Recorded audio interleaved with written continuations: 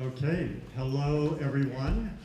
It's great to see you all. Welcome to the start of Marin's conversation about the costs of climate change. Our purpose tonight is to start to paint a vivid picture of climate change as depicted in our favorite medium, which is dollar signs. I'm Bill Carney. I'm president of Sustainable San Rafael, and I want to thank you all for being here. And also a big thank you to our partner organizations for reaching out to invite you to be here. These groups represent the wide and growing concern in our county about climate impacts. Shore Up Marin and the Canal Alliance, two of them, work with some of the most vulnerable communities in Marin, and also communities that are some of the most vulnerable to sea level rise in particular. Resilient Neighborhoods works household to household on both disaster preparedness and also reducing the carbon pollution, which is the root cause of climate change. Marin Conservation League and Galenas Watershed Council make sure that the climate impacts on the natural environment are well represented. Our sister organization, Sustainable Nevada, and our umbrella group, Sustainable Marin, hold the vision that only a holistic approach that connects equity, the environment, and economics is going to be enough to solve an issue of this magnitude. I'm also gratified tonight at how word about this event has spread from these core groups out through the wider community, from organizations ranging from spiritual groups like Green Sangha and the Marin Interfaith Council, to groups representing economic realities like the Marin Economic Forum and the San Rafael Business Improvement District. All have joined in to help spread the word and to start this conversation.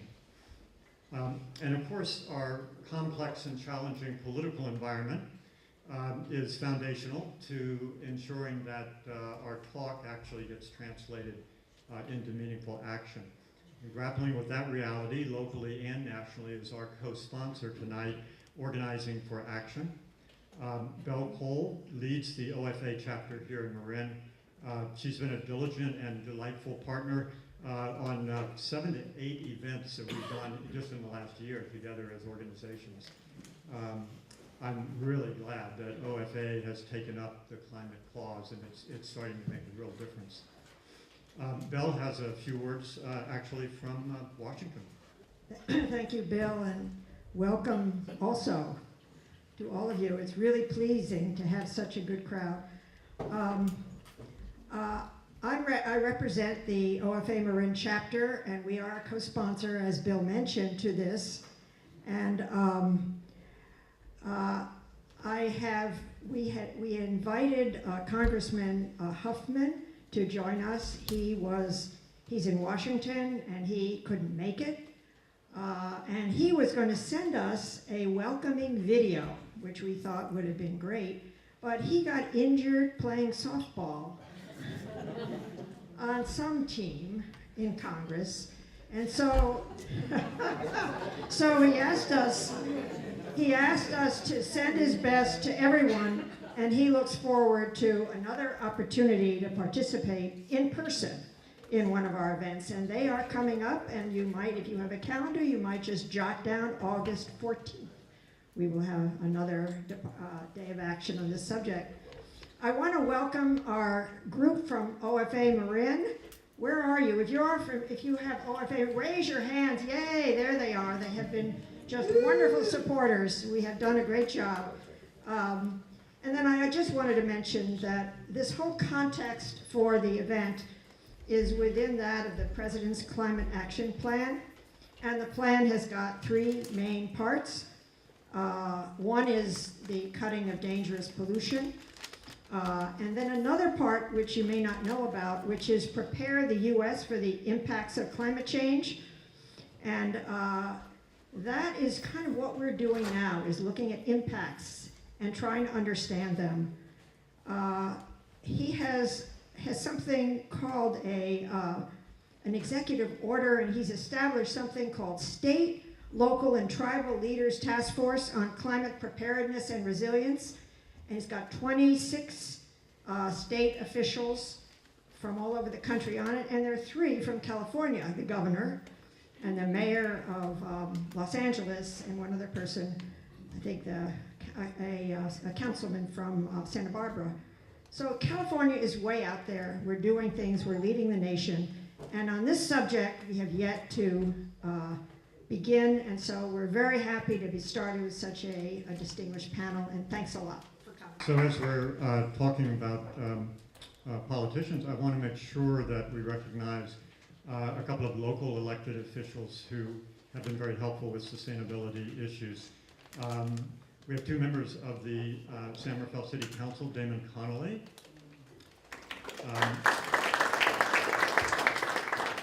Damon's also, of course, our District 1 Supervisor-elect. And we have Andrew McCullough.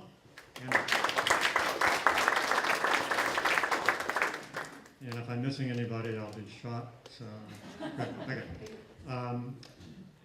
While we're on political leadership, we also have 3 petitions in the back we would love everybody to sign from our joint organizations. There's one that supports the solar installations here in San Rafael. It's coming before our council in the next month. Another supports a comprehensive solar ordinance in Marin, so we can get over the roadblock and really start moving for some serious solar renewable energy.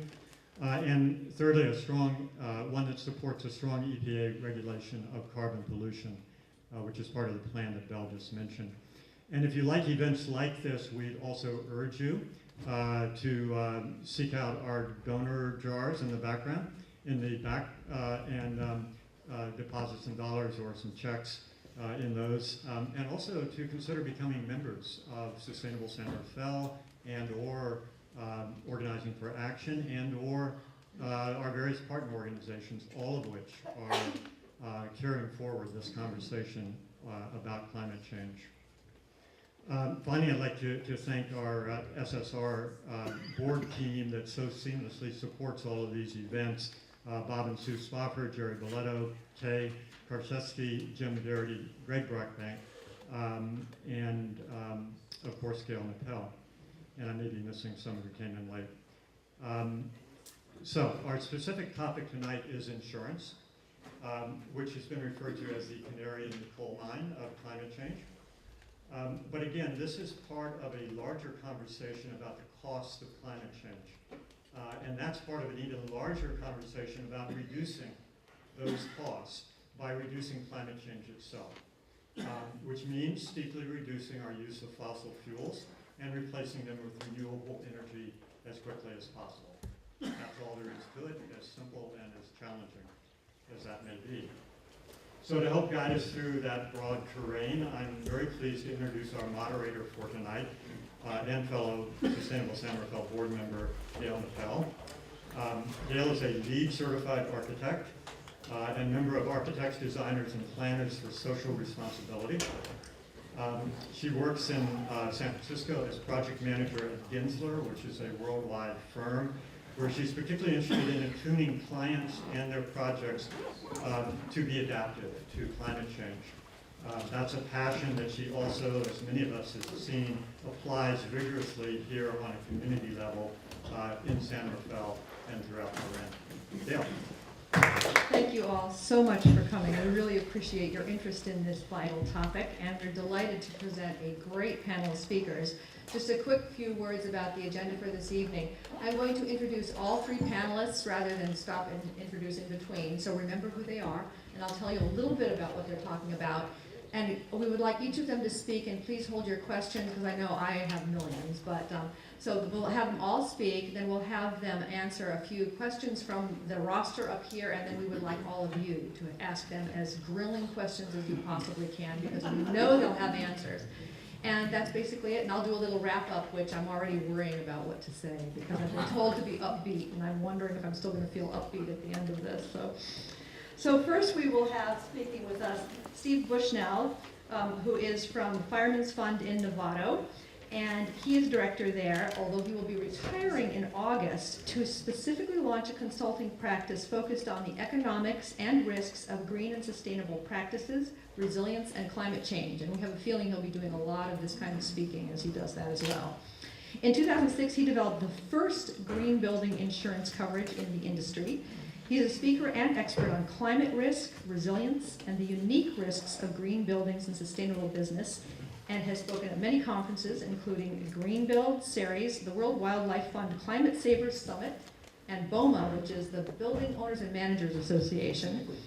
He serves on the U.S. GBC Board of Directors. He has a pin on his lapel to prove it. That's the U.S. Green Building Council, which actually developed the LEED certification program. He is also on the board of the California Sustainability Alliance, the UL Environmental Advisory Council, and the Allianz Climate Change Center of Competency. And Allianz is a leader in climate products. That's probably not the right term, but I'm going to let him correct me, in insurance. And he and his family live in American Canyon, so we thank him for driving this distance. But who wins the prize for driving even further is Geoff Margolis.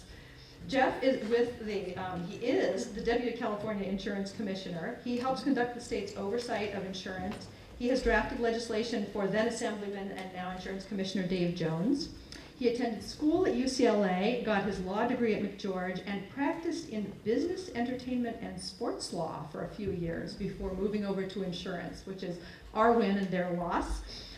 He still referees soccer and basketball, although I understand from him that his sons are actually not that into sports anymore and they're more into the performing arts. So, and he came from Sacramento, so thank you, Geoff, for coming this long distance. And then, and I should actually just mention briefly, we're asking Steve to set the big picture, and then Geoff to speak about climate change risks from an insurance viewpoint, because he is an expert in that. And then last but absolutely not least is our own supervisor, Kate Sears. She has been in Marin County Supervisor, District 3, since May of 2011. Her public service experience includes, at the city level, Sausalito Planning Commission, Parking Policy Task Force, and Public Safety Facilities Steering Committee. And at the state level, she was with the Consumer Law Section of the California Attorney General's Office and was Supervising Deputy Attorney General. She also has a doctorate of political sciences, a JD from Harvard, 16 years of experience in private law practice. She is on, or has served on the board of directors of the Marin Conservation Corps. She's a Sierra Club member and a supporter of the NRDC. And she's also a leader in promoting climate change awareness and the need to both mitigate the risks and adapt to its impacts, and looks after the welfare of people in District 3. So with that, I will let Steve speak. Okay, thank you, Gail. Well, hello, everyone. It's been a long time since I spoke to an overcrowded room, standing room full. You guys are amazing. And it is probably also telling that 2 of the 3 people in the room with a suit and a tie are from the insurance industry. What that says about us, I don't know if I want to think about that. A little more background, and I'd like to talk a little bit about Fireman's Fund and what we've done with our green building insurance products. We launched these in 2005, and there's 2 basic products that we have. These are for commercial and residential properties.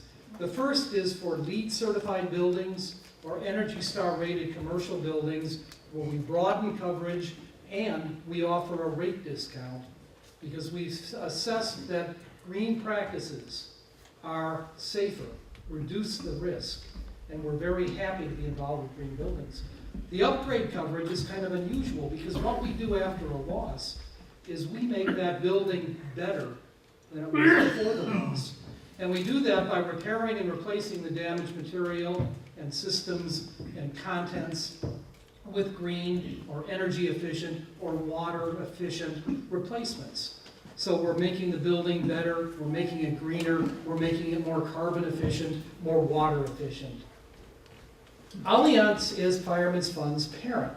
Allianz, if you may know, is a huge German-based international insurance company, and right now they're the largest financial service company in the world. They're also a very green company. They've made commitments to work on climate risk. At the end of my presentation, I'll give you a link to their website that you can go to.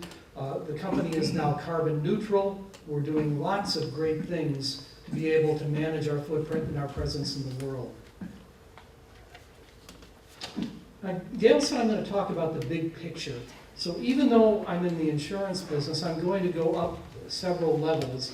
And I want to talk about climate risk in general before we delve down into the insurance business.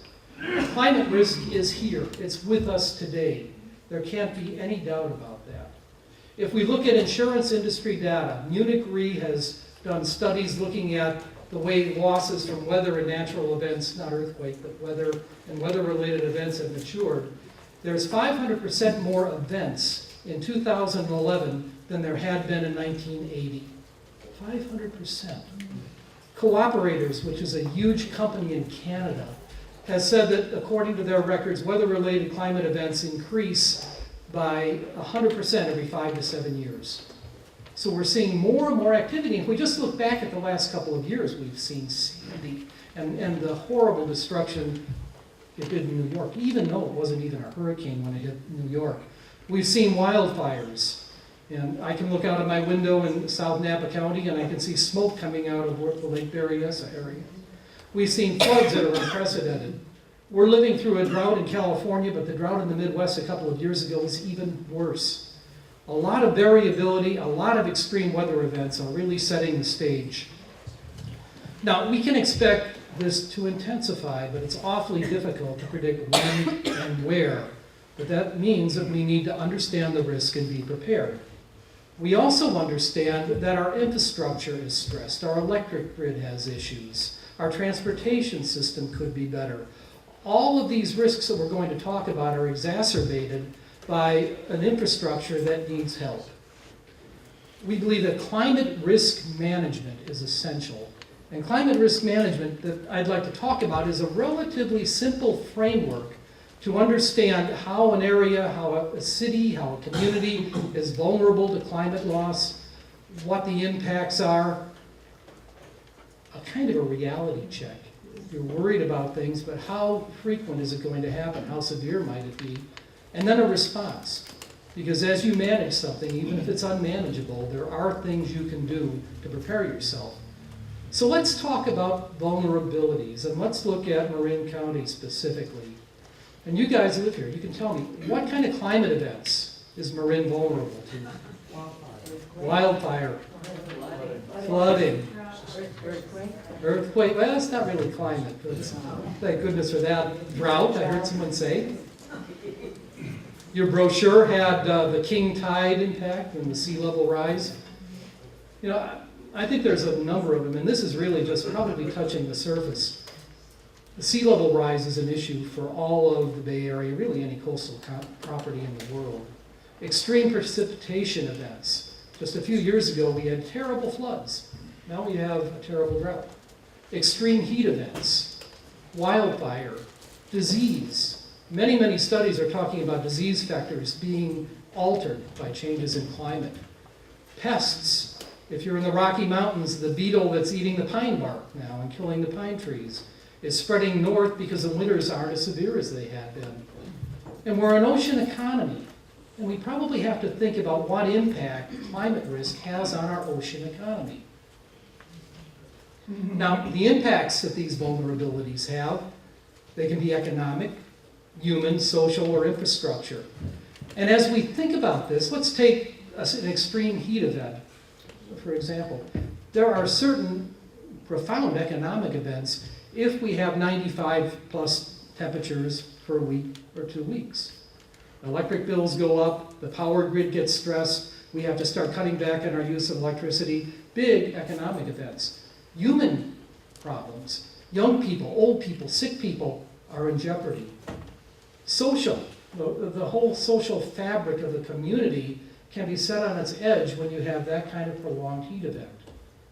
And then infrastructure, roads buckle, all kinds of issues with the grid perhaps.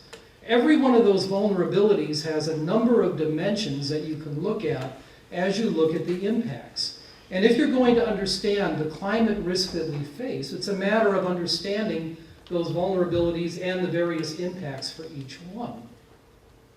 But then you go a little bit further, because you have to think about, can this happen? Now, in the insurance business, we talk about frequency, which is the rate at which something can happen. We talk about severity, which is how bad will it be when it happens. And when we talk about climate risk, we have to talk about a time factor because we know things are deteriorating, like our friend the sharks here who are watching a poor guy fishing on a desert island and they're saying good news. At the current rate of sea level rise, we'll be able to swim up and eat him in 5 years. Now, the frequency for that event is low. You can only be eaten one time, right? The severity is pretty high. Yeah. So when you're looking at these reality checks, these impacts, it's a matter of saying if something is going to be very severe, I've got to worry about it, and I have to do something about it. If something is going to be very frequent, I have to do something. But if it's going to be infrequent and not very bad, you really don't worry about it because we're going to have enough on our plates anyway. And when you get through with that, here's where the good part comes. Here's where we start getting creative and able to do something. What's our response going to be to these climate issues? There's 3 basic ones I'd like to talk about. There's many more risk management responses in this, but we can mitigate. We can do something to ease the burden of the problem. We can adapt, and we can transfer our risk. And I see my transfer got transferred over to the other side of the little guy running away from risk. And I'll talk about all 3 of those in order. Risk mitigation. What can we do? You know, Kate said she's hoping she can have something positive to talk about at the end of this, because the message can be dire. But one of the most positive things that we all can do is we all can conserve.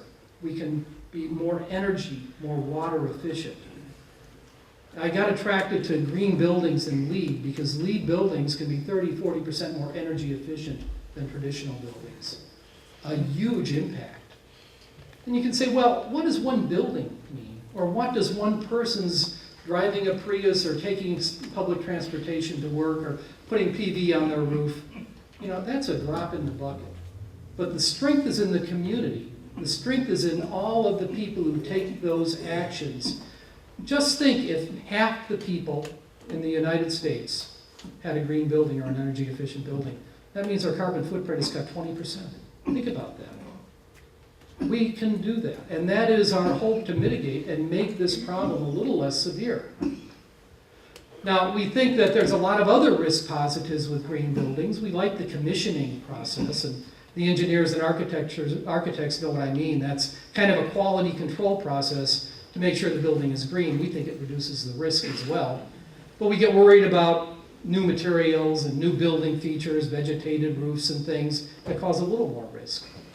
We see some correlation between LEED and a concept called resilience, which is the ability of a building or a community or a family to take a hit from climate or anything and bounce back, improve their standing, get a little bit better than they were when they were getting hurt by the issue. There's a topic called climate resilience, and it's awfully difficult to talk about what kind of construction features are in a building that has climate resilience.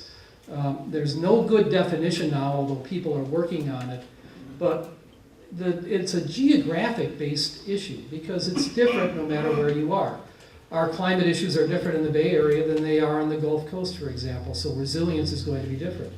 In Oklahoma, where they're talking about mandatory safe rooms in some communities because of the tornadoes, their resilience issues are different. So there's no real standards for resilience yet, but when there are, and there's a lot of people working on them, we'll have buildings that will be able to stand up better to the things that climate throws at us. The other thing you do is adapt, and we've learned some lessons from Sandy and other issues when we talk about adaptation. One of the things that we found out it's important to do is don't put your backup generators in the basement when they might flood. We learned that. You wonder why we didn't know that before, and so did the people who lost their backup generators. But they also had electrical switching equipment, they had telephone exchanges, all the key building systems were down in the basement. Now that makes no sense now, so now we're relocating them up to upper levels. There's duplication, redundancy, have backup systems to the backup systems. You know, I think personally if we think about our own climate risk and we're looking at our key treasures that we have in our life, our photos, the key things that we have, think about where those are relative to the risk that they're facing. You know, we don't have basements here, but if you have a lot of your important mementos and photos on a ground floor in a house that might flood, probably would make sense to move them upstairs. In New York, a lot of buildings started putting up portable flood barriers, and they said, the next time Sandy comes, we'll be ready. If those barriers work, that building will be protected. But if the neighborhood is flooded, their employees can't get to work. If they're a store, their customers can't get there. If they're an office building, their tenants can't get there. And they're going to suffer significant economic loss because of that event. Just because they protected themselves isn't enough. It's because the entire community has an issue. But there's questions, too, that we have to learn yet. And one of them is, to what level do you have your adaptation? And I think a good example is some of the discussion we have on building seawalls or levees to protect us against sea level rise. How high do you build them? Do you build them to protect against a 1 meter sea level rise? Costs a lot of money to do that. Or do you spend more to protect against a 3 meter sea level rise? If you only build 1 meter in 25 years, it may not be enough. You really have to think about how far to go and how much money to spend in an economy and a system where there's not a whole lot of public money available to do these things. Some people say zoning. Yeah, we'll zone this problem out of existence, but zoning doesn't impact the existing built environment. All of the buildings that were exposed to flood before are still exposed to flood. New construction, you can build that on higher ground, or you can build it stronger, safer, and better. But the existing built environment, which is valued at trillions and trillions of dollars in this area, is exposed. I think the most important part of any adaptation plan, though, is planning. It's looking at what can I do to create a plan that will help us survive the events we know are coming. And we also know that families and individuals rely on community for basic services. Businesses rely on the community for their employees, their tenants, and their suppliers. And the community and region, business and individuals and families all face utility disruption, infrastructure disruption, service disruption. Any climate adaptation plan that you do really has to consider all stakeholders. The guys in New York who put the flood barriers by their building, no, they're not considering the other stakeholders in New York who are equally at risk. Civil authority and first responders are some of the primary people you need to think about.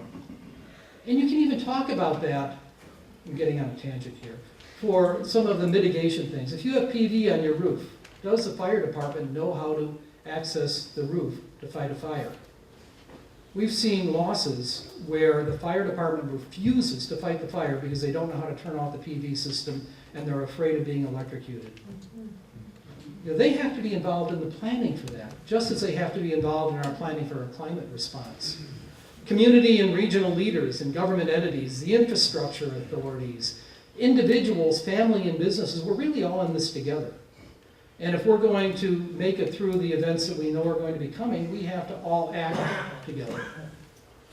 But we know most US businesses don't have any kind of disaster recovery or business continuity plan. IBHS, the International Bureau for Business and Home Safety, has estimated that less than 50% of US businesses have a business continuity plan to deal with a disaster. Most families don't have climate adaptation plans. And most of us don't even have earthquake adaptation plans, which is a real big risk as well. The plans that you build have to be living and evolving. They're completed in concert with all of the stakeholders. And if you're going to do this right, you need to have rehearsals and you need to have dry runs to make sure that people understand what their response has to be and what they're going to do. Without an effective broad base like this, these disaster recovery plans, which are critical, the climate is, they're really weak. I'm running out of time, so I'm getting to the insurance part now. That wasn't planned. If I can take a few more minutes, I can go through this. Climate risk transfer is also known as insurance. And we know that the insurance market is very fluid. We don't know how the market is going to act to future climate losses. We know that after Katrina and Wilma and the Gulf Coast, there was an availability crisis because insurers just didn't think that they could make enough money to cover the losses they were going to have. Companies can withdraw or change terms and conditions in a fairly short time. And we can look very hard at the cost of risk, the price. When we talk about a price, or someone talks about rates going up, it's a signal that we're seeing more risk in that peril or in that town. And we need more money to be able to be an insurance company that can provide coverage there. Flood is a big issue. You know, flood rates are going up. The federal flood program, people who insure most of the flood in the country for residential properties, is $30 billion in debt. They can't continue to operate like that because when the government's in debt, who else is in debt? You know, we are. Those bills have to be paid. Flood can be a lot of things. It can be the king tide issues you have. It can be the heavy rains that we had a few years ago that caused the rivers to come up out of their banks. It can be backup of sewers in your basement or your first floor that flood your property. Most of that's not covered by your standard insurance policy. Your homeowners might cover the backup of sewer coverage, but the other flood perils are going to come from the federal government, which is, as I said, losing money. So their rates are subsidized. That's an issue that we have to get our arms around because they may not be able to continue doing that at those rates for a whole lot longer. In Europe, the private insurance companies cover flood, but in UK, the situation has gotten so bad that companies are pulling out of the flood market and they're talking about a reinsurance pool where every homeowner would pay a little bit of a premium and the government reinsurance program would cover flood for everybody. And that's a problem with flood because not everybody buys it. The only people who buy it need it. So we call that adverse selection. If you're sitting on top of the hill, you probably don't want flood. If you're down by the bay, you probably want flood, which makes it a very tough insurance risk to be able to understand the price. Now, there's pools that do this. There's wind pools and fair plans that provide coverage for fire-related business when the insurance market's not there. There's a national flood program, the California Earthquake Authority. They're all there as options when the standard insurance market doesn't want to provide coverage. There's also a lot of emerging discussions at Sears, which is a nonprofit, United Nations Environmental Program, ClimateWise, around setting up captives and more risk-sharing pools and other innovations that might make these perils better, easier to insure, give some kind of insurance coverage to the people who can't get it. Beyond the US, European insurers have been at the leading edge of climate innovation. Munich Re, Swiss Re, and our company Allianz have been the big leaders. Allianz companies have created over 500 green or sustainable related insurance products around the world. We have a database where we can look and see what they've done in Australia or what they've done in France and take those ideas and create products in the United States that follow those leads. The green building insurance policies that Fireman's Fund created back in 2005 and 6 are now being sold by Allianz companies in many, many countries around the world. So there is a big movement there that we're looking at how do we spread the good work and the innovation that's been done. So here's some websites, if you can write them down, and if you want, I can leave a copy of this as well. Allianz is an open knowledge site that talks a lot about climate change and climate risk. Fireman's Fund has a green risk advisor where we talk about best practices for greening your buildings. Series has an information site on everything that the insurance industry that they know of is doing to be able to do things on climate mitigation, climate adaptation.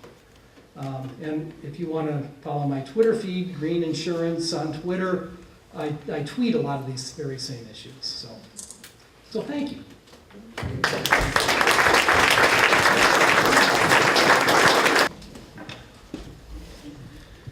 So we were going to go from the gloom to the doom as I came prepared to scare you as well with statistics about the impacts of climate change, but I'll be able to move through that pretty quickly since Steve already covered some of that.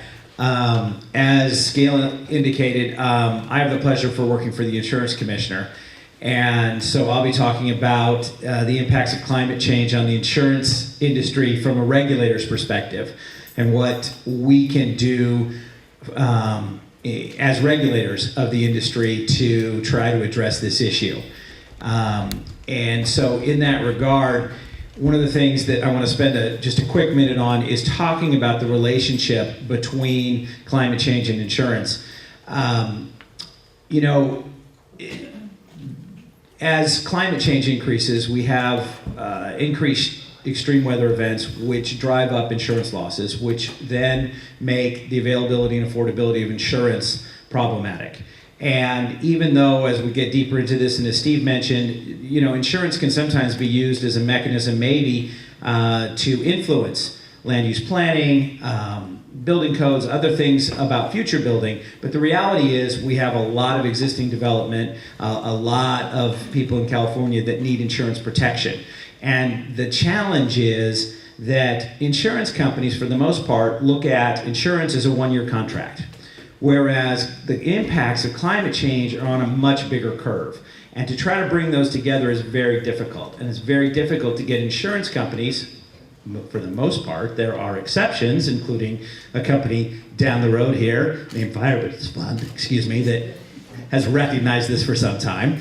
But many insurance companies don't care. Their analysis is, well, you know, if the risk becomes too great, wildfires in California, we'll just stop writing. We'll go somewhere else. There's plenty of business all over the country. That's not what we want to see happen. So we are trying to get the industry to take a closer look at all this.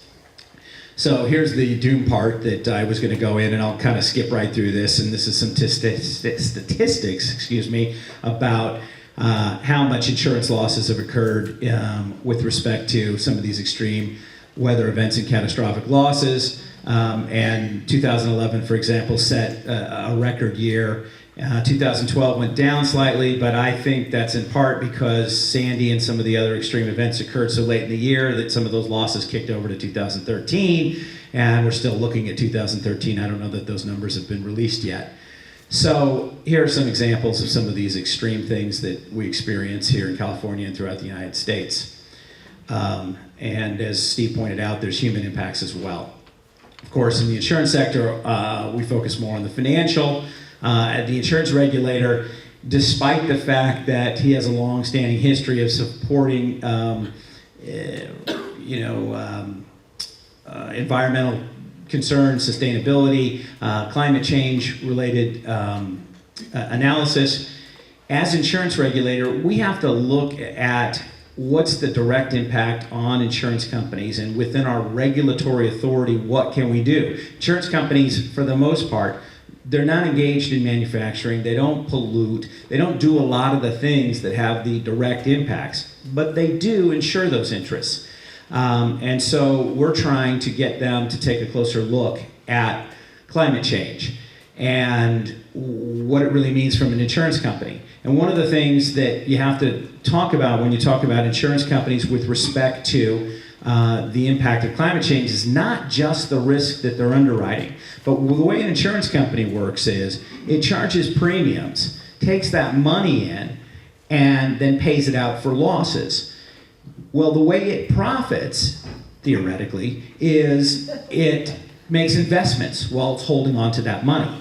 But sometimes those investments are exposed to risk, or sometimes those investments are in things that maybe aren't helping, like coal or other interests that might be exacerbating the problem. So Steve mentioned Sears, for example. There are organizations that really advocate sustainable investing and are trying to encourage the insurance sector to use the trillions of dollars that it has to invest in cleaner energy, renewable energy, other types of sustainable investing. So, property and casualty insurance is by far the most direct and easily understandable area of insurance that is impacted by climate change, because it's in property and casualty insurance that you're, protecting properties that are impacted by floods or even droughts, wildfires, some of the other classic extreme weather-related events. So this is something that we spend a considerable amount of time looking at. But as I mentioned, it's not limited to property and casualty. Life insurance companies, for example, make enormous amount of investments because they're holding money for a very long period of time, collecting all those premiums during the lifetime of the policyholder until it's time to pay out the proceeds to the beneficiary. As Steve mentioned, we are trying to get the insurance sector to take a look at loss prevention and mitigation. One of the greatest things that you could do to help in this area is to not have the losses. If you don't have the losses, then the rates don't go up and the insurance doesn't become unaffordable and unavailable. Also, not having losses has a residual effect of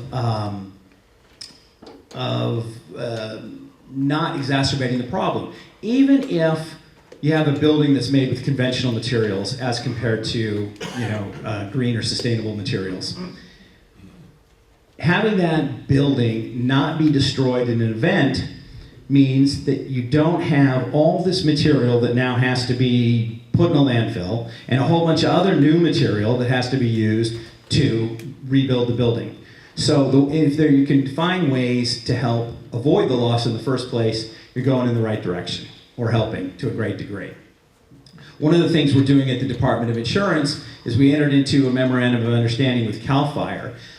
This is an example of where we're trying to work collaboratively to avoid losses, to create ways to incentivize homeowners, policyholders to prevent losses. Have insurance companies give incentives for policyholders that create defensible space and other ways to help reduce the chance of losses.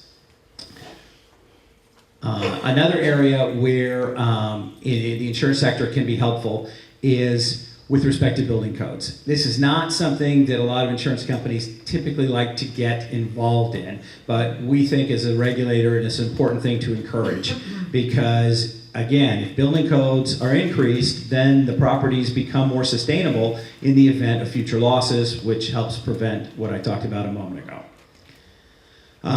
Similarly, land use planning. If you are making better decision making about where to build, then you can also help prevent some of that problem. Again, this goes to future development, which is helpful, but we also have to remember a whole lot, as Steve mentioned in his presentation, we have a whole lot of existing development that's at risk as well. One of the things that we see in the insurance side is when we have these events that there's a post-event demand surge. And that's an issue, a side issue, but an important issue that we face and we have to try to combat in the event of disasters. And there are insurance companies and insurance products that are helping with this to provide post-living expenses and the difficulty that exists when you have disasters, because sometimes it's harder when you have large-scale disasters to rebuild and restore your life as quickly as if it was a single event. We're seeing more post-event business interruption, and so the need for this type of insurance coverage is increasing. Because, as again Steve talked about, there are a lot of folks that aren't contemplating what it means if you have your business interrupted, and the likelihood of this, as climate change increases, is increasing more and more. As you have severe droughts, as you have floods, supply lines get interrupted, and businesses experience quite a difficulty in their operation. Again, Steve talked about this. There are companies like Fireman's Fund that offer products that allow you to use green building materials after loss, even when the existing structure was built with conventional materials. So that's actually some positives that we're seeing out of the insurance sector. So, of course, research and education is something that continues to help as we try to move the insurance sector forward in terms of dealing with the impact of climate change. We're also seeing new types of losses, including something that isn't really talked about that much, but I think you'll start to see it more and more, and that is health insurance related losses. As the heat goes up, we see increased impacts on human health.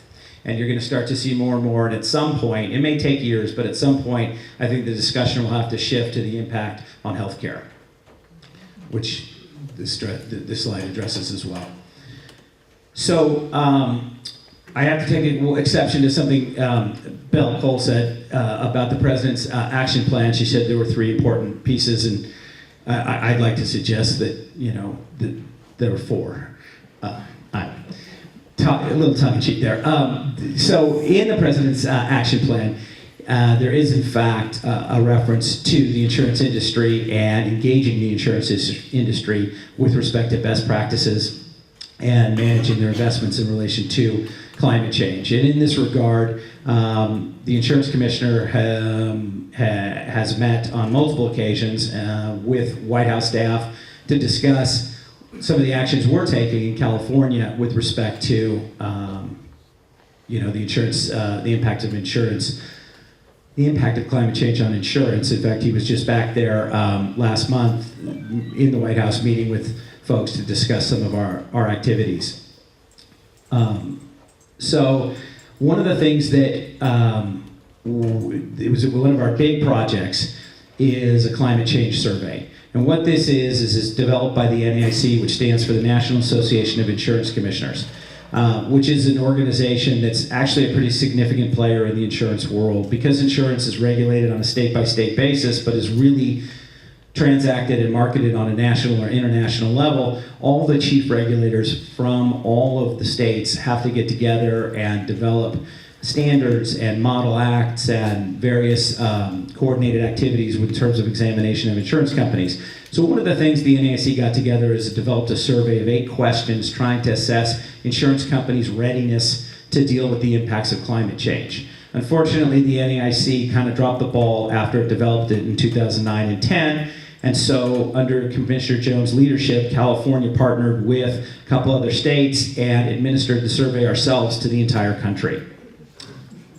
In so doing, we were able to capture a lot of information about what insurance companies are doing, not doing with respect to climate change. We have these 8 questions, and these 8 questions cover things from underwriting risk to investment strategy to the company's own carbon footprint and things that they're doing themselves, the kinds of incentives that they have to policyholders.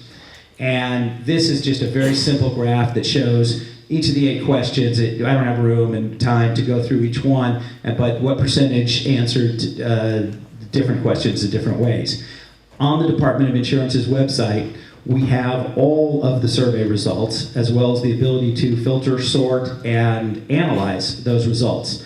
There are outside organizations like Sears that have taken a look at those and actually done reports with findings and recommendations. And I would encourage anyone here that is interested on an individual or organizational basis to go to the Department of Insurance's website, look at our survey results, because it's all very interactive. And our hope is that people who are interested in this issue do that and actually analyze that and maybe come up with recommendations or ideas based on that.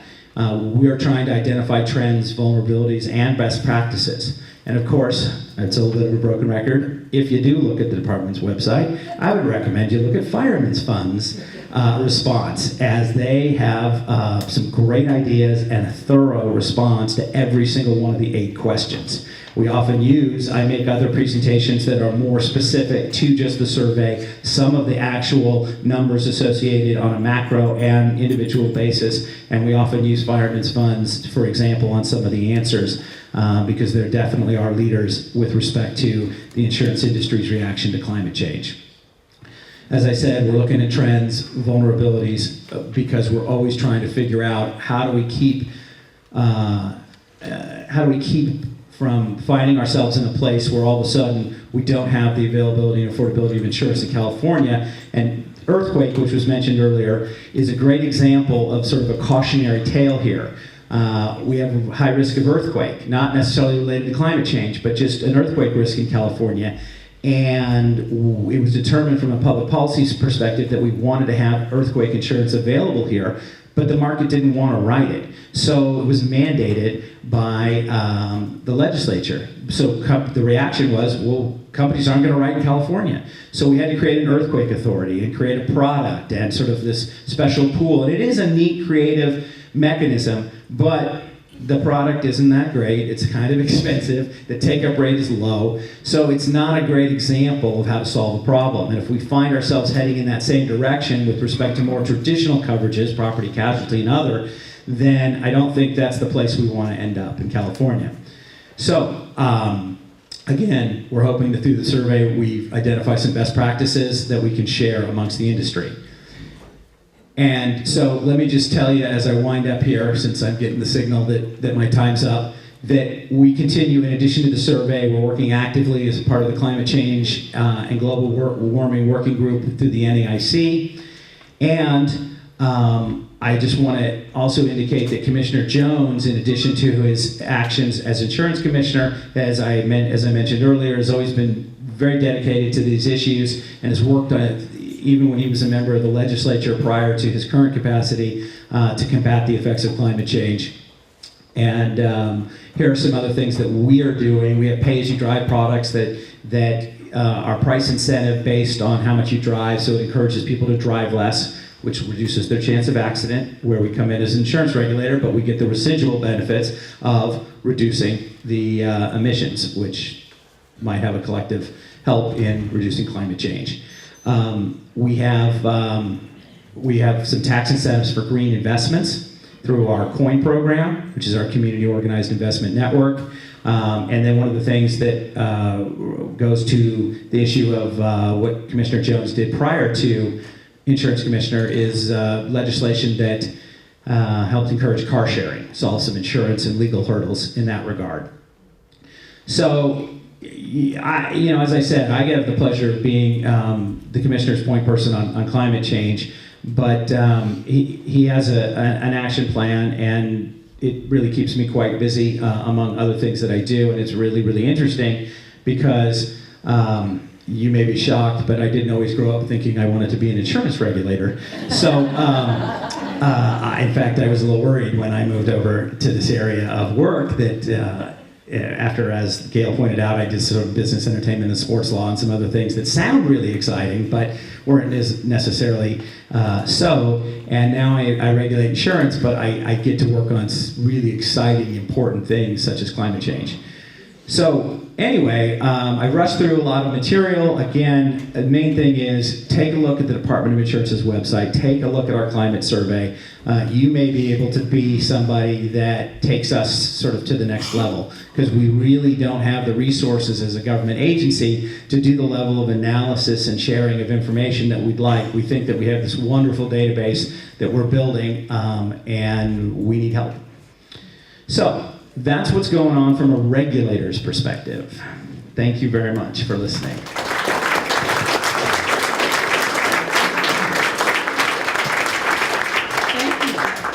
So I think we want to, I really appreciate Commissioner Jones and his farsightedness before he became the Insurance Commissioner on getting some legislation passed that really gave incentive to all of us and what we can do. And so I want to bring this conversation sort of back to us and our locality and what's happening here and what we can do. And I think, Bob, we wanted to start out by showing that incredibly nifty little video.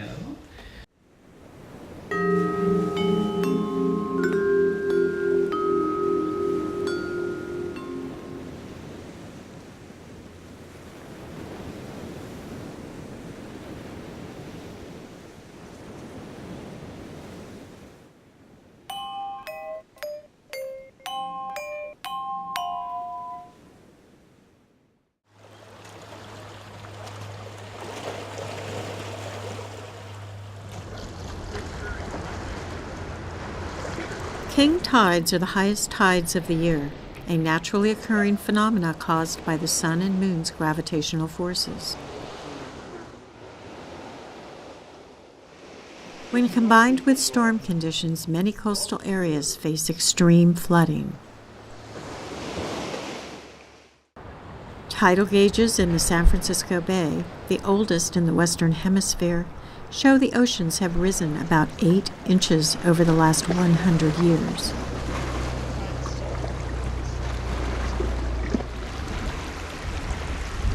New data suggests an acceleration in higher levels over the last 15 years may be due to climate change.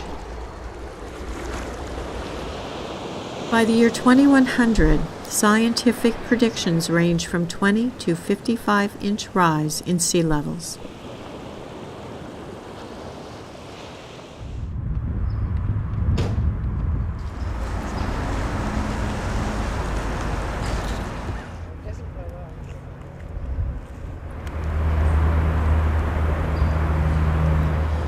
These 7-foot king tides give a glimpse of what daily tides may look like in the future and how they could affect parts of Marin.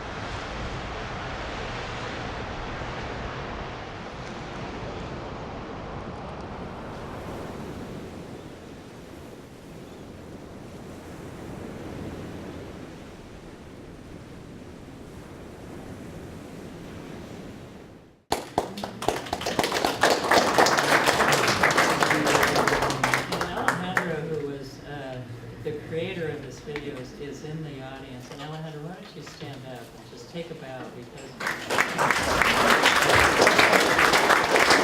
I think that's such a great video. It comes as no surprise for those of us who live in southern Marin. If somebody could turn the lights on again, that'd be helpful.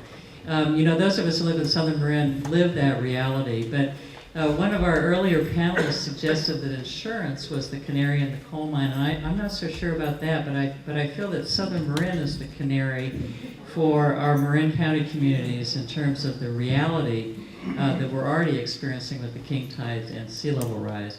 So I want to talk, I think this slide sort of goes with that video of what we're experiencing here in southern Marin. I'm always kind of astounded when I read the New York Times and some of our national papers about the conversation, is global warming real, and is there really sea level rise? And I think for so many of us here, we are so past that particular conversation. But we still have a lot to talk about and a lot to think about what we are going to do in terms of adaptation and what our vision of our future is.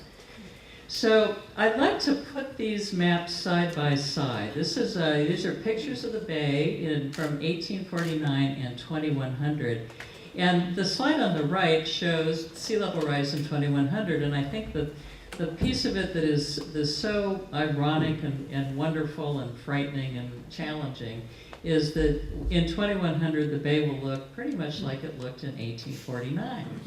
But obviously the areas that are in blue in the slide on the right are areas that have been developed. And so the challenge here obviously is that the water is coming back, nature is coming back and reclaiming the bay. It will do that. Come back to the bay that it once knew, but there's a lot of us, a lot of buildings, a lot of people, a lot of infrastructure that are going to be impacted by that transition. And 2100, who knows if that's the right date? For a long time, certainly, I'm on Bay Conservation and Development Commission, BCDC, and BCDC and so many organizations. We looked at estimates by mid-century, we looked at estimates by 2100. I think with all the many studies that have come out just in the last couple of months, it's pretty obvious that change is happening more quickly. And so in a lot of ways, I think we need to disengage ourselves from the focus on when and really think about what do we know is going to happen. A lot of the thinking from some of our experts that BCDC is fairly comfortable with is, let's plan for 3 feet in sea level rise. We know that that's going to happen. We may not know by when it will happen, but we know that's going to happen. So that's a planning metric that we can get our minds around and start thinking about. So, people often ask me, I talk a lot about sea level rise, and people want to say, well, what's it mean in terms of dollars and cents? And I'm often reluctant to go there because the numbers are so large that I think that that's kind of the conversation stopper, and it's hard to then move on. But it also provides an important context. So I wanted to show this slide. You can obviously read this for yourself. This comes out of statistics from a white paper from the California Energy Commission's California Climate Change Center.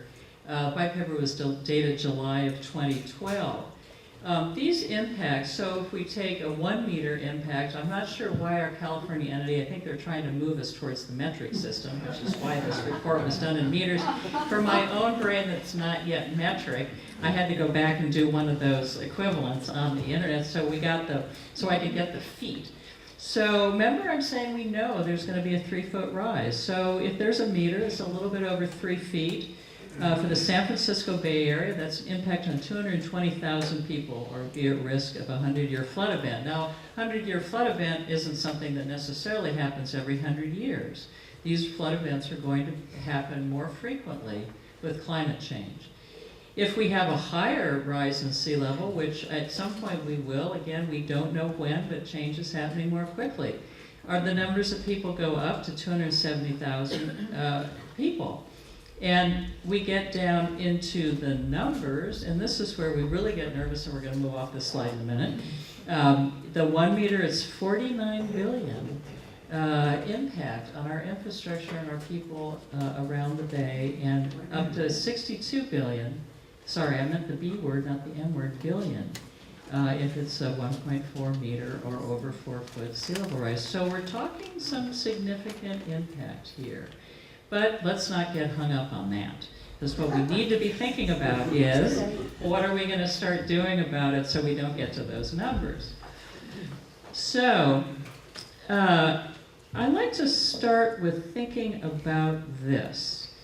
One of the reasons that we focus at BCDC now on a 3-foot rise is we think, well, if we can figure out how to adapt to 3 feet, at that point, our technological capabilities will have developed, so we'll have new ways to adapt to a more significant rise in sea level.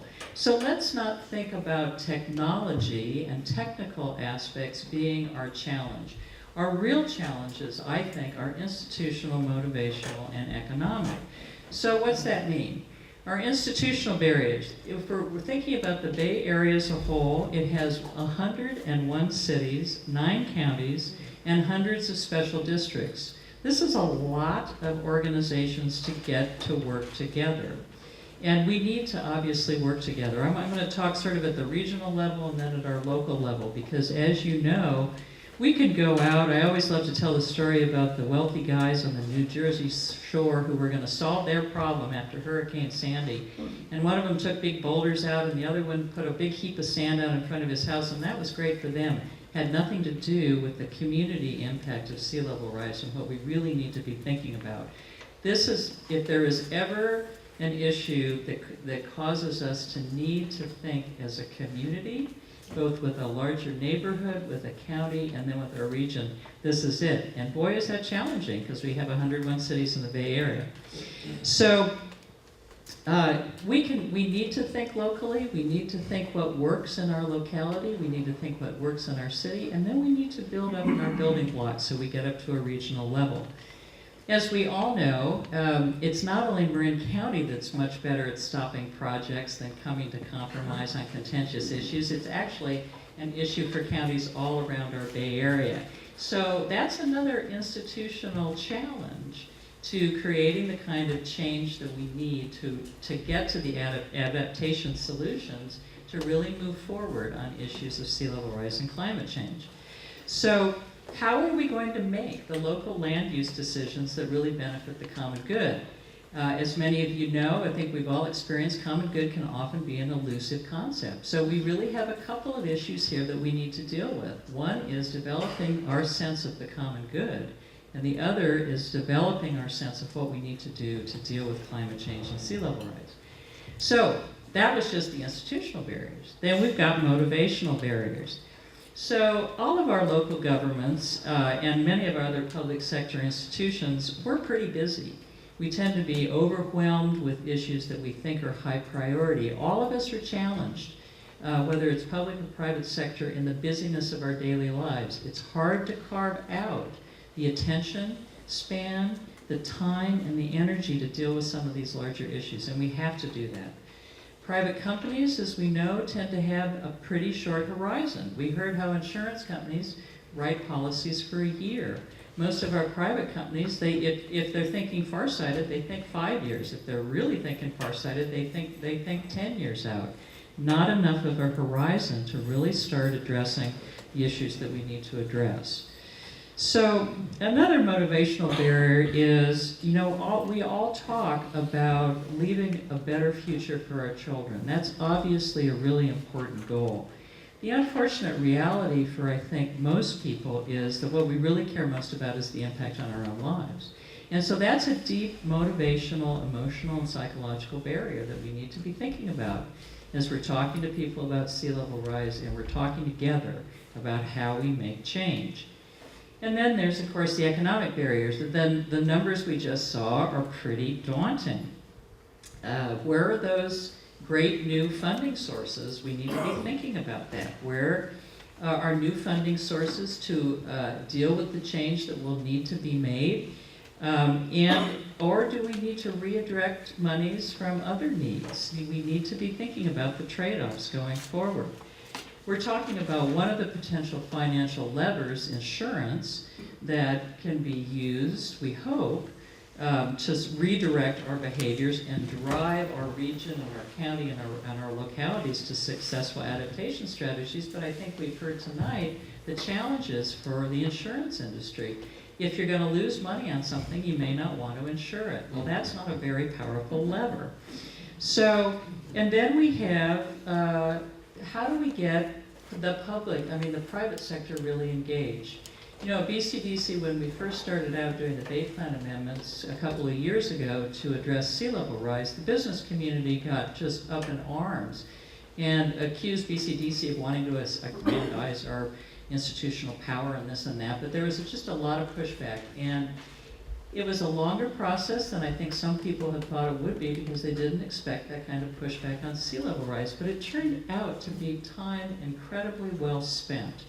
Because now I'm on a subcommittee on sea level rise at BCDC, and we've been talking to different sectors about what are you doing. We talked to the airport folks and various other sectors of our economy to see what were people doing about sea level rise. Are they thinking about it? Are they factoring it in? One of the groups that we had come in were a number of our business associations from around the Bay Area, and boy, were they on it. And I think a lot of it, we tend to really be aware of the impact of sea level rise here in Marin. Well, if you're in San Mateo County, you're in Santa Clara County, you're having a lot of impact too. And I think when the Google folks did one of those mapping exercises to see what the condition of their building was going to be under a 3-foot sea level rise, they got a lot more interested in sea level rise and climate change. And that's a good thing. So now we have at least important segments of our private sector who are interested and aware and want to work with others to do something about it. And that's key. We really can't move forward unless we get these public-private partnerships. In any minute, I'll move forward. So what are we doing here on the local level? Because to me, this is really a multi-level issue. And I was very impressed on BCDC with the project that BCDC has done over the last 3 years called Adapting to the Rising Tides. I'm sure many of you are familiar with it.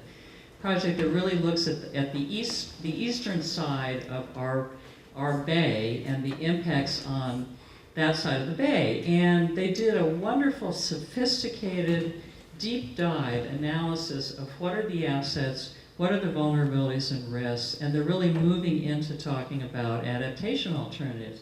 But learning about it, I realized that what the conversation was in the Adapting to Rising Tides project was amongst government agencies, and that's important, but where were the residents? And I thought, well, okay, I'm going to take that idea and do a pilot project in southern Marin that sort of does the Adapting to Rising Tides project light.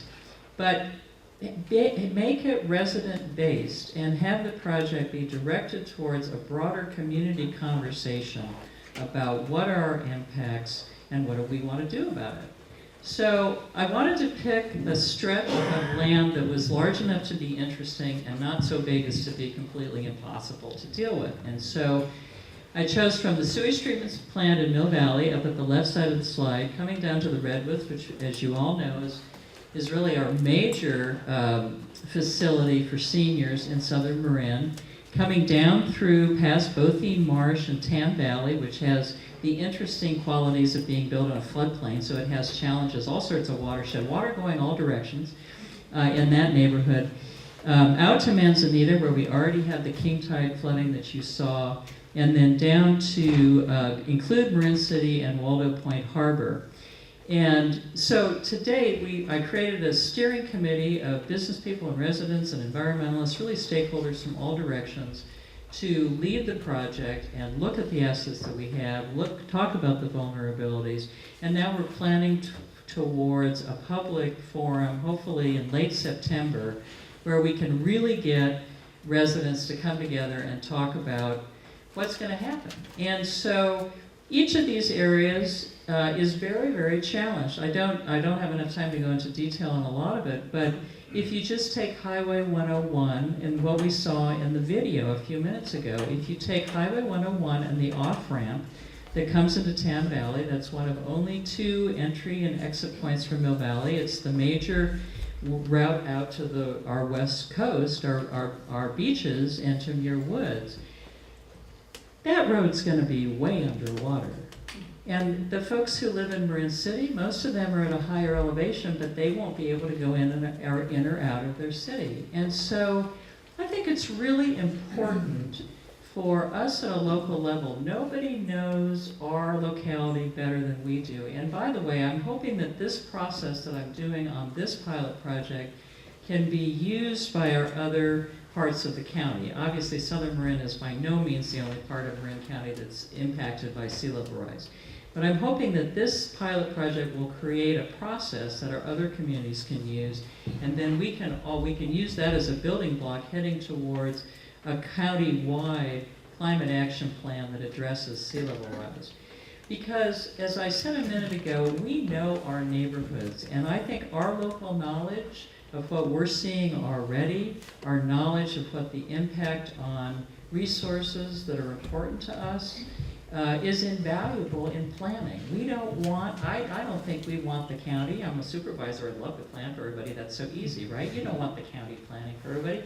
We want our localities contributing their knowledge and deeply involved in the conversation and the planning. And then we need to move the conversation more broadly.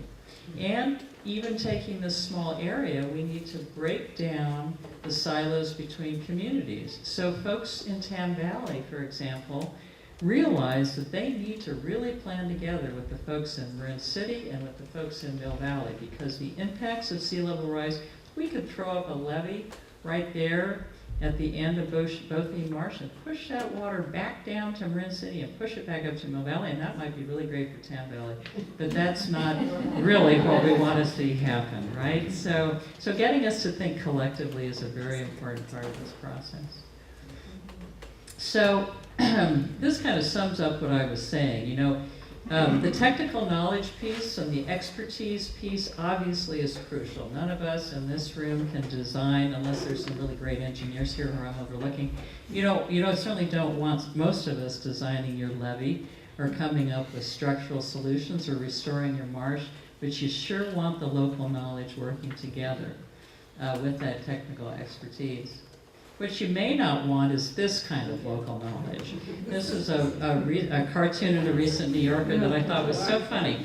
I've been dumping bodies here for years, and it seems to me that the sea level is rising. There's all kinds of local knowledge.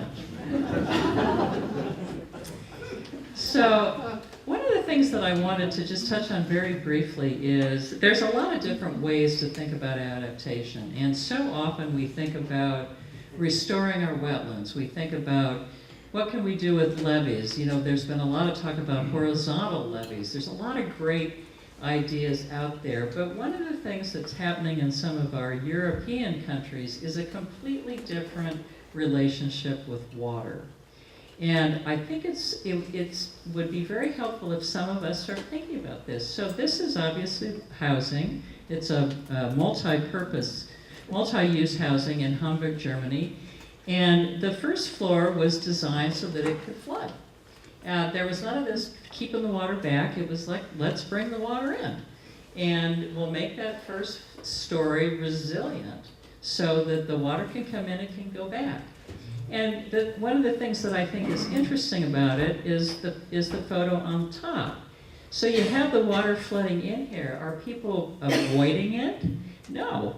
They're out interacting with the water. So the change in water level becomes part of people's daily life. And that's kind of a fundamental reorientation of our thinking about what sea level rise means. Is it our enemy? Not necessarily. There's a lot of different ways to deal with it. And here's another example of that in Rotterdam. So this is high-end modern housing in a stormwater pond. It's, again, a very, very different way of thinking about the impacts of climate change and sea level rise. So I'm going to stop there because, wow, we hardly left any time for questions, did we? But thanks. Yeah. Yeah. When you agree that by any argument, how to maintain southern Marin the way it is, increased population, is any particular location a bad thing? Is increasing population in any location a bad thing? Well, so I'll tell you an oblique answer to that. People have different views, right, about how you deal with sea level rise. And about 6 months ago, I guess it was now, on BCDC, you know, the Warriors Stadium, the proposed Warriors Stadium in San Francisco was a big issue, big deal. And it was going to be built on a pier, you know, extending out into San Francisco Bay. Some of us thought that was the most cockamamie idea you'd ever thought. You know, why would you put this huge structure on a pier in the bay where there was going to be sea level rise? But people came in to testify and they said, this is the way to address sea level rise. We enhance the fortification, we build everywhere that there's water next to land, and then we have fortification. So there's different ways. I'm not saying that that was a great idea, but there are a lot of different views about what they... lower, at least maintain, or verbally lower the population, some of these monies would not need to be spent. Well, so you can be the one, the emissary to those folks who live in Emeryville and see if they're willing to move. And we can, you know, that can be a discussion point. I think it might be an institution and a motivational challenge. Thank you. So I actually, there's one, thank you so much.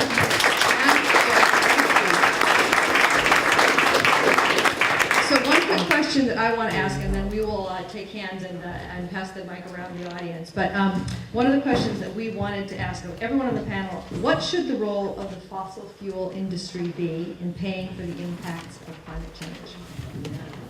And are your mics on, panel? They're on.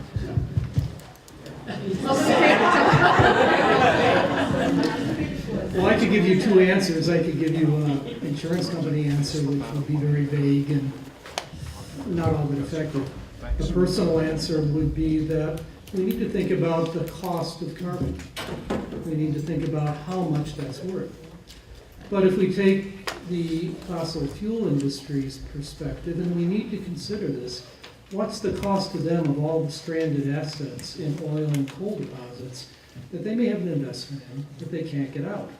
So I think if we're going to have a workable solution that the fossil fuel industry buys into, because they have to, right? There has to be something to help them offset the cost of those stranded assets. You know, it's tempting to say, oh yeah, we got to get that carbon tax and AB 32, all the rest. But I think we need to really recognize both sides of the issue. And that's my personal view. I don't think Fireman's Fund has a viewpoint on that.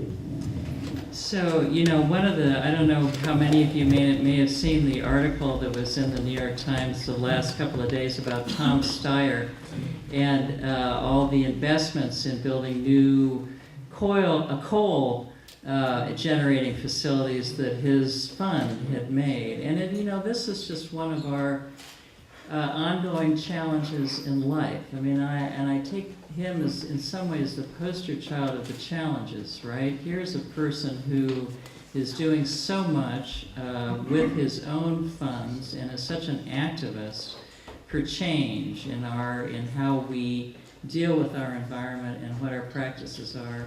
But much of his money came from perhaps investments that many of us might think were unfortunate, and will keep on producing greenhouse gases and not environmentally beneficial impacts for the next 30 years while he's working hard to combat it. So I am sensitive to, yes, we do all need to be mindful about financial investments, but I think we could all be a little active in creating incentives and pressures that do fund changes of behavior for all of us, and that means our private sector industries as well.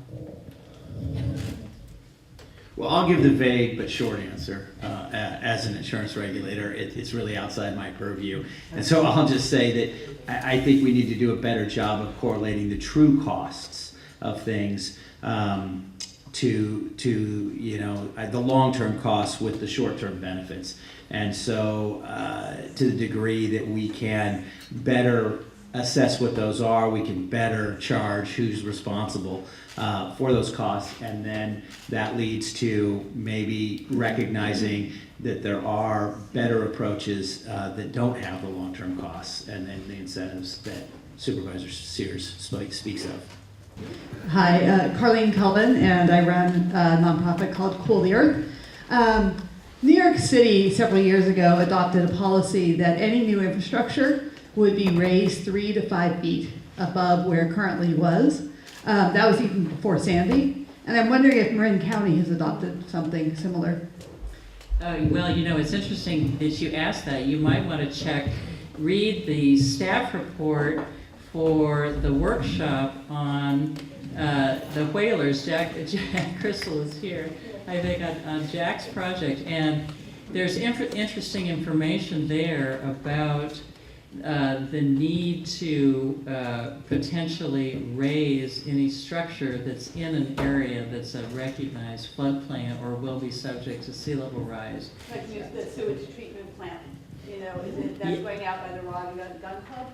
Like, is that being evaluated in light of sea level rise? Because we should. I sure hope so.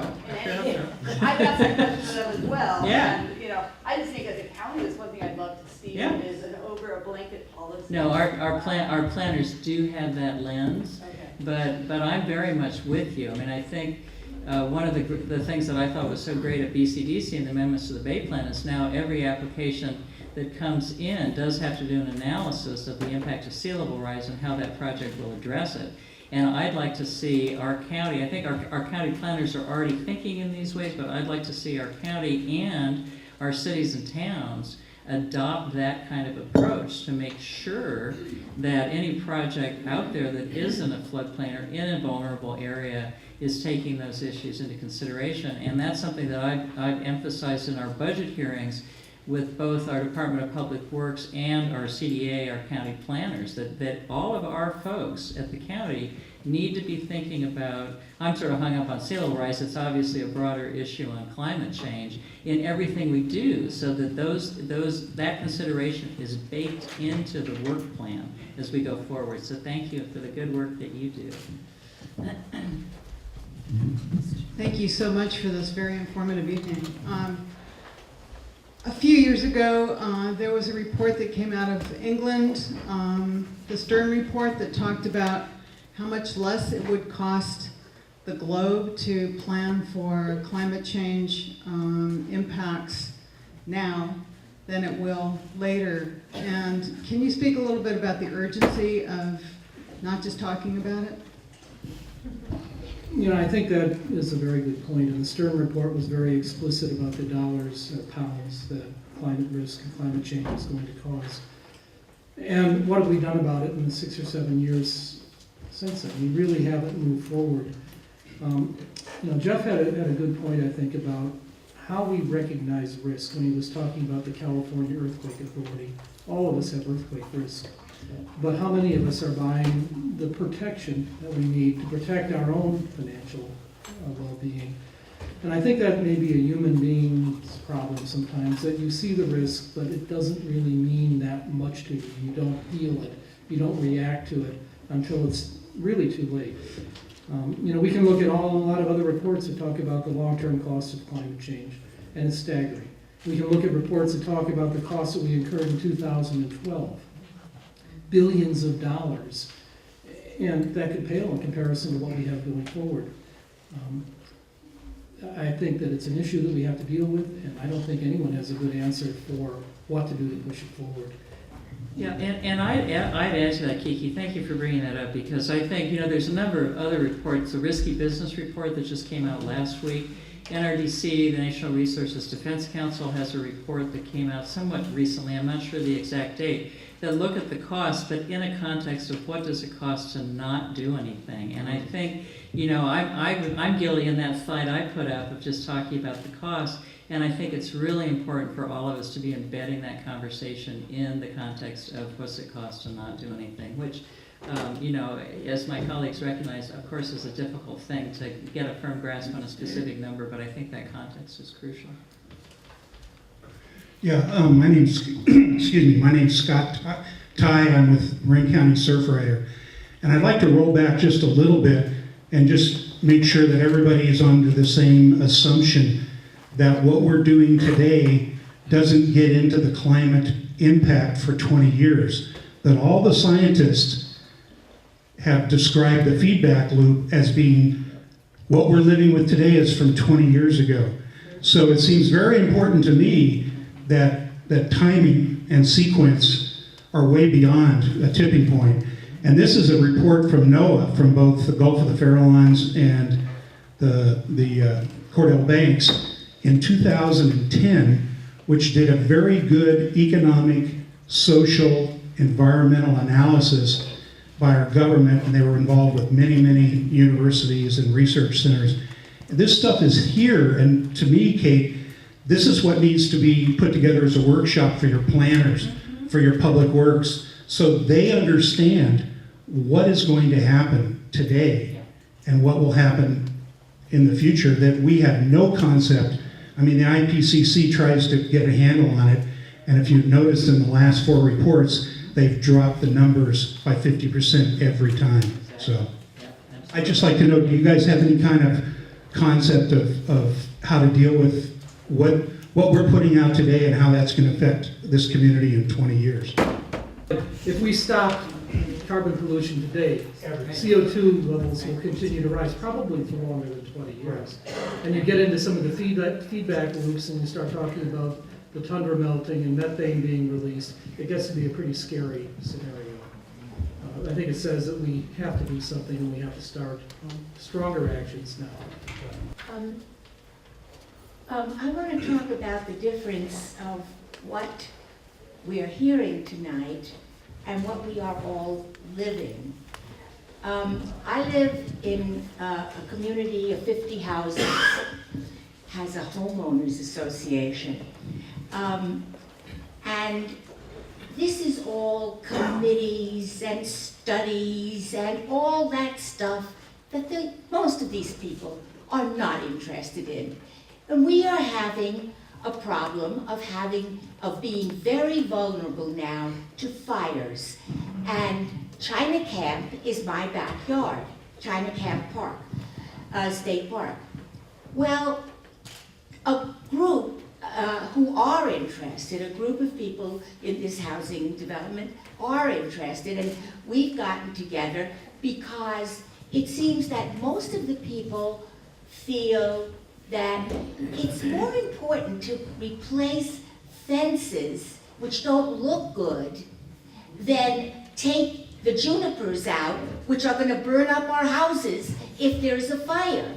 And that is the level on which this stuff that you're talking about has to happen. Because you can get all the reports in the world and all the committees and all the talks like this, but if each person does not take some personal responsibility, you can forget it.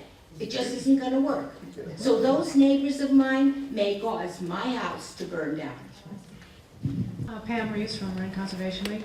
Kate, could you expand on what you think may happen at the end of September with the next step for your pilot project? Oh, so what I want to do is really have a public forum so that it's a broader conversation amongst members of the community. And and one of the challenges, as this woman I think very well articulated, is getting people interested enough to come and join the conversation so that they do develop that knowledge and they do develop the sensitivity that, as I said before, each of our individual actions is crucial, but we need to link that with an awareness of our impact on our neighbors and a sense of the common good and the community responsibility. So what I'm heading towards is probably a Saturday morning, early afternoon symposium. And a lot of the challenge, I think, will be, how do you get people who live on a hill whose feet are not now wet to want to engage in a conversation about sea level rise because they're not thinking about the fact that they might be fine in their house, but they aren't actually going to be able to go anywhere, like to the grocery store or whatnot. So a lot of, I think, the challenge for all of us, we spend a lot of time talking to ourselves and each other, right? And I think all of our groups in this room work very hard to try to expand the number of people engaged. But ultimately, the solution may be going to every single homeowners association and really trying to engage people. I'd like to start with a community forum and see where we get, because there's a lot of homeowners associations in the county. But it may take that ultimately. But you'll get more specific details once we get them. Okay, I'm Bob Gilardin. I work for a startup that uses waste methane gas to make a biodegradable plastic. I'd like to state a couple quick facts as background for the question. Carbon dioxide persists in the atmosphere for maybe hundreds of years, and the concentration of carbon dioxide will continue to increase because of various feedback systems, even if we stop emitting it right away. Methane, on the other hand, has a short life in the atmosphere, even though it's a less important emission percentage-wise, so that if we can mitigate methane emissions, we might be able to buy time against calamitous events such as the release of methane from the Arctic. We've already lost the battle, it appears, with the Antarctic ice shelf going under. So the question is, one more factoid, we have been well supported, by the National Science Foundation, by Postcode Lottery in Amsterdam, but I don't sense that the urgency of the situation and the promise of the new technologies is actually met by the public and private investing community, because we feel we could do more if we had more money. And I can't help but compare it to World War II, where we developed radar. We spent lots of money on the atom bomb Manhattan Project. What might we do to create the urgency so that we move ahead to technologies that can help protect us? Thanks for bringing that up, Bob, because that issue of do we act now to reduce methane, or do we keep on with other issues, what's the trade-off there and what's the better solution? That's a really fascinating conversation that goes beyond just Bob. A lot of people are talking about that. I think, and it gets back to what I said about, I'm happy that at least some sectors in our private sector are recognizing these issues. Gone are the days, particularly given, in my opinion, particularly given the inability to get much of anything done in Washington, D.C., and the impediments. The Obama administration has wonderful policies, that's great. But if you can't do anything across the aisle and you can't get anything out of Congress, you don't have a funding mechanism, you can't get through the Appropriations Committee, you don't get the money, right, in a practical world.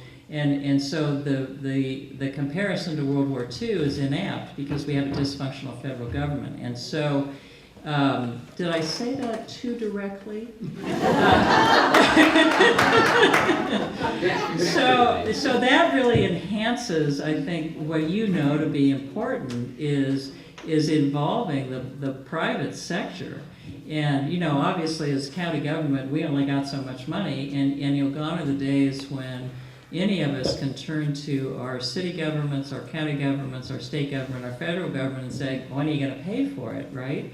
We all need to be out there thinking creatively, but also really talking to people and getting them engaged and spreading the word. So there is that sense of urgency. And, we all need to be engaged in that. There isn't just an immediate wand, I wish there were, to make people understand the urgency. But, you're doing good work on that. So get out there and talk to those Silicon Valley investors. I think that we would like to hear your thoughts on a living example, the Netherlands, who have been losing their 2/3 of the country has been underwater, and that has been going on for the past 300, 400 years. Yes, and what I think would be interesting to hear is how the template, many templates that they have experimented with to begin with, and then applied. And some of us would like to know, obviously, rather than reinventing the wheel, in what fashion, from insurance to regulating to premiums to implementing, and using what they have learned, no secret, to twist it a bit. But why reinvent the wheel if we can learn from their losses, their experience, their funding, their monies, their pain, their losses? Thank you. The Netherlands is a fantastic example. And when BCDC started looking at sea level rise, the first thing that their executive director did was go visit the Netherlands and find out what they're doing.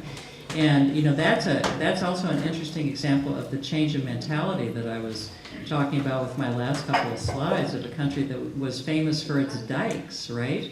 And now is taking a completely different approach of inviting water in and flooding a lot of the areas of the country.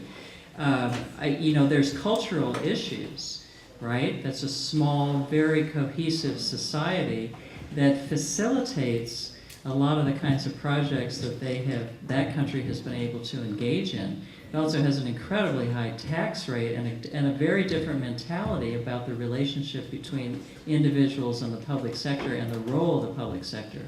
So I think it's important to look at the experience there, but then take it with some grains of salt, because our society, for better or worse, is very different in terms of our relationships with each other and our relationships with our government and of the extent of our cohesiveness. But there may be specific insurance ideas that you're aware of that I'm not.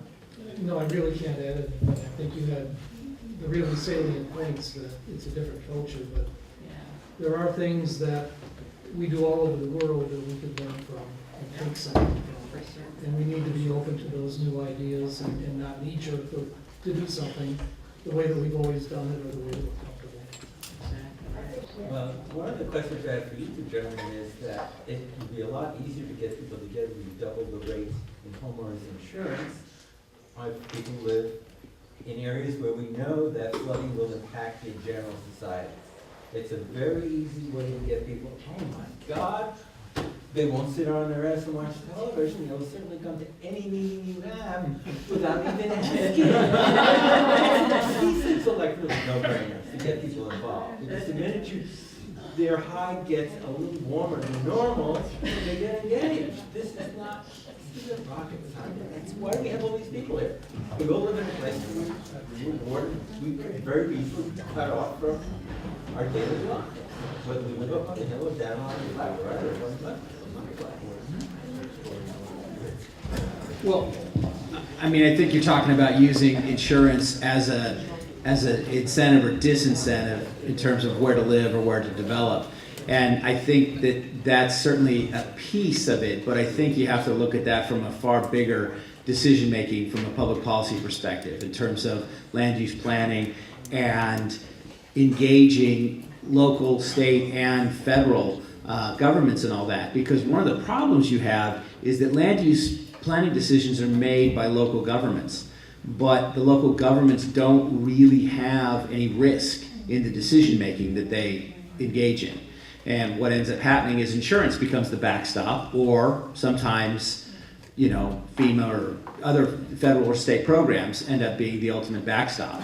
So I think you could talk about that, and that can be part of the public policy discussion, but you also have to draw some lines and talk about, well, you're talking about existing residents or new developments, because if you tried to just double or triple folks' existing rates, you'd have a riot before you'd have a good discussion or any decision making. So I do think, yes, it certainly would. Well, it would bring him somewhere.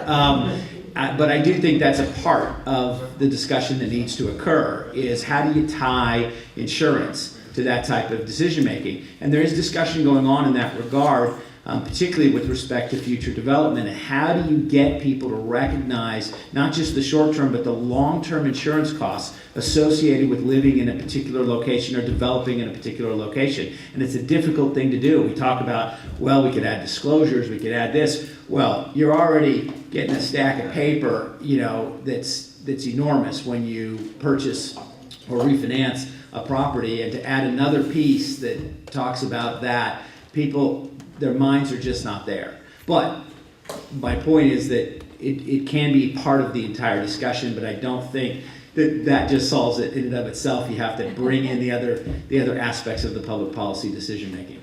Okay, so thank you, and we've gone way over time, but thank you all so much for coming. I don't know how I leave that with a positive wrap-up, except I will use what many of you have heard me say before. Favorite proverb: the best time to plant a tree is 40 years ago. The second best time is today. So, and every little action adds up. We have one wonderful example that I just want you to think about, which is to join a Resilient Neighborhoods team at the very starting point level. We have the director of Resilient Neighborhoods sitting right here. It's a small way to start. Sometimes it's the best way that we can all start talking together, is to do it individually, personally, one-to-one. Thank you so much for coming, and if we're lucky, maybe our panelists like to stay a few minutes outside. Thank you.